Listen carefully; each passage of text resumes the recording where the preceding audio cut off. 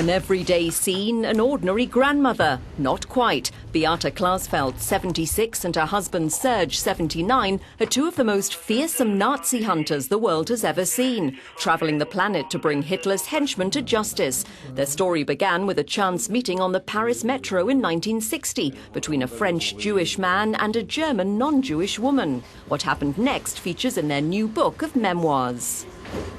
Serge and Beate Klarsfeld, thank you for talking to Euronews. First things first, 1960, the Paris metro. Was it love at first sight? I wouldn't say love at first sight. It was a mutual attraction. Well, it was certainly the start of a hugely successful partnership, personally and professionally. I think even the date of your first meeting was significant. We met on the day that Eichmann was kidnapped by Mossad, the Israeli Secret Service, and taken to Israel to be put on trial. We didn't know that this would be a symbol for our lives.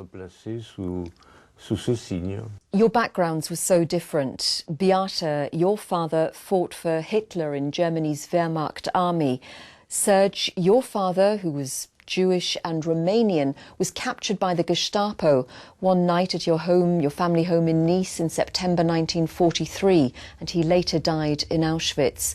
Now you, your mother and your sister narrowly escaped being caught thanks to him. What happened? My father had the presence of mind to understand the situation and to construct a false back door in a deep cupboard. And we were hidden behind it, in the cupboard. A German opened the cupboard door, swept the clothes to one side on the rail, but he didn't realise that there were Jews behind. Beate, what did you know about the Holocaust as a child? Not much. At school at that time, nobody spoke about what had happened to the Jewish people. I learned about it when I came to Paris in 1960, and then I met Serge. I also said that, as a German, you can't just remain... You have to address the history of your own people. So afterwards, I tried to campaign. Well, you were both outraged about former senior Nazis and collaborators living in impunity after the war. Beate, you famously slapped the late 1960s German Chancellor Kissinger. When the Nazi propagandist Kurt Georg Kissinger was elected Chancellor of Germany, that was my answer as a German woman, to take action and protest. So in this case, I tried to fulfill an historic and moral mission and protested against him in articles. Mission historique et morale, et en disant dans les articles m'y opposant. And there was an immediate reaction. I was dismissed from the Franco-German youth office where I'd been working. So at that point, I had to start fighting. One could either say, OK, sorry, or start campaigning to prove what his role was within Nazism and get him out of office as Chancellor. Among those you caught, the French collaborator Maurice Papon and the infamous regional Gestapo chief Klaus Barbie, the so-called Butcher of Lyon. You found him in Bolivia. Why go to such lengths to pursue elderly, frail men so many years after the war? Frail? They weren't frail at all. They were criminals who had deported our parents, thousands of families. We put our energy into this because German criminals who had led the final solution of the Jewish question in France couldn't be put on trial in Germany. They couldn't be extradited to France, so they were guaranteed total impunity. We didn't pursue a criminal. We resolved a huge legal problem between France and Germany. France wanted Germany to put its criminals on trial. Germany refused to sign an agreement with France for 17 years. Willy Brandt, when he became Chancellor, in small part thanks to Beate, signed the accord. So you agree with the current prosecution of 93-year-old Oskar Gröning, a former Nazi guard, the so-called bookkeeper of Auschwitz? No, we don't agree. Today the concept of guilt has been broadened. And it's enough to have belonged to a criminal organisation of any kind, carrying out duties, even as a bookkeeper, or even as a cook, to face charges.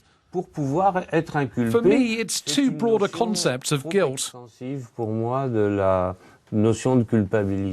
Serge, your work has helped France recognise the role of its collaborationist Vichy government under Marshal Pétain.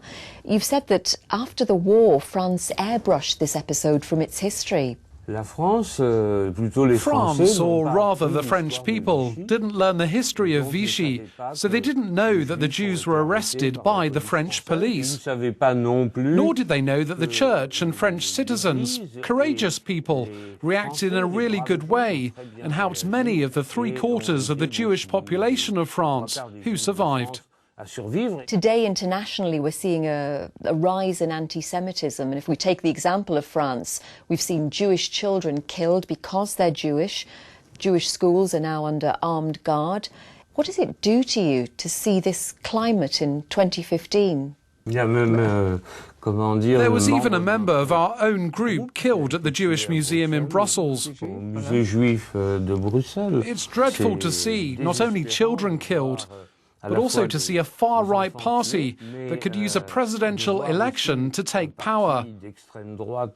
All of this is extremely distressing, I think.